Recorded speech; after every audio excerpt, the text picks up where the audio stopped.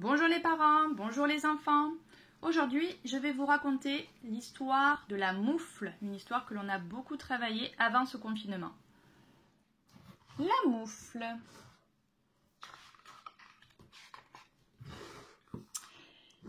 Il a neigé toute la nuit.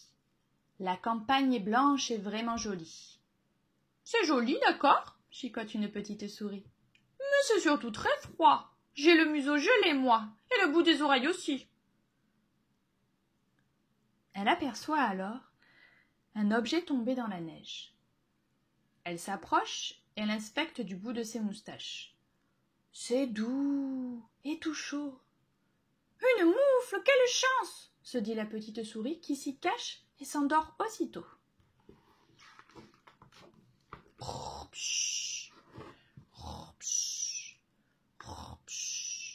La petite souris dort à poing fermé quand une grenouille glisse un œil à l'intérieur de la moufle. « Il y a quelqu'un par ici ?»« Oui, c'est pris !» bâille la petite souris. Mais la grenouille grelotte et la petite souris n'a pas le cœur à la laisser dehors. « Entre, il y a de la place pour deux !» D'un bond, la grenouille est dans la moufle. Une petite souris, une grenouille. La moufle se bombe légèrement.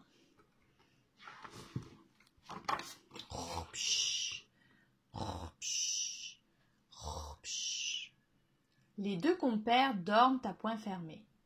Quand une chouette arrive à tire-d'aile, « Ouh, ouh, ouh, cette moufle est à moi !» déclare-t-elle sûre d'elle. « Pas du tout, c'est moi qui l'ai trouvée la première !» s'indigne la petite souris. Mais la chouette est sans gêne, elle se faufile dans la moufle sans demander son reste. Une petite souris, une grenouille, une chouette. Le tissu se tend.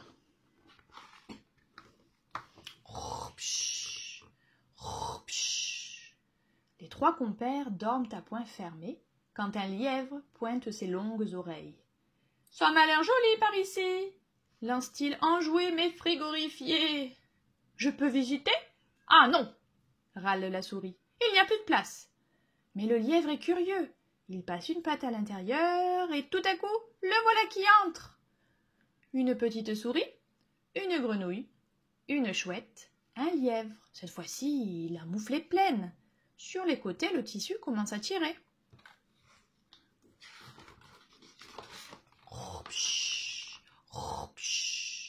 Les quatre compères dorment à poing fermé quand un renard accourt en hurlant. « À l'aide! À l'aide! Je vais mourir de froid! Regardez, j'ai le bout du nez gelé !»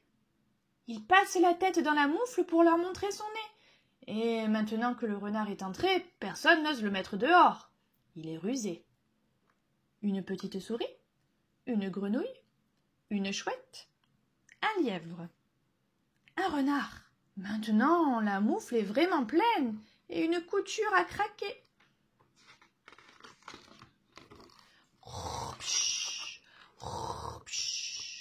Les cinq compères dorment à poing fermé quand un sanglier passe par là. « Tiens, une moufle !» se dit-il. « Je vais m'y mettre à l'abri. » Et sans même regarder si l'endroit est occupé, il se couche à l'intérieur. « Eh oh, qui m'écrabouille ?» rouspète la grenouille. Mais le sanglier est gros et costaud, on ne peut pas l'empêcher de s'installer. Une petite souris, une grenouille, une chouette, un lièvre, un renard, un sanglier. Désormais, la moufle est pleine à craquer. D'ailleurs, une autre couture vient de céder.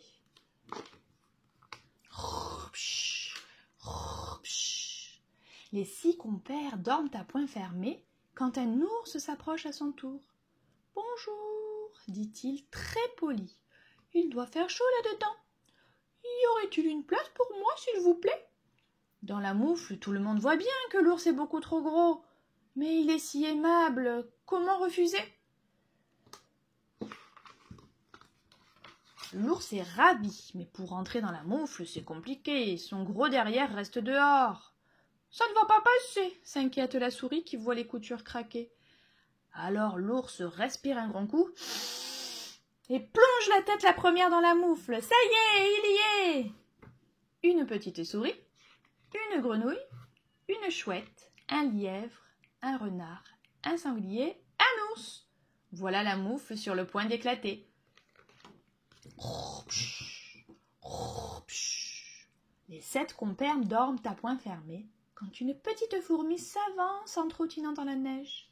Elle passe une antenne dans la moufle juste pour voir. « Oh, il fait bon ici. Je vais m'y glisser ni vu ni connu, se dit-elle. La moufle est totalement pleine, on dirait qu'elle va exploser. Mais ce n'est pas une petite fourmi qui va tout changer.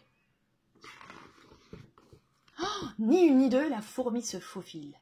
Elle s'installe entre la petite souris, la grenouille, la chouette, le lièvre, le renard, le sanglier et l'ours, quand soudain le tissu grince et se déchire.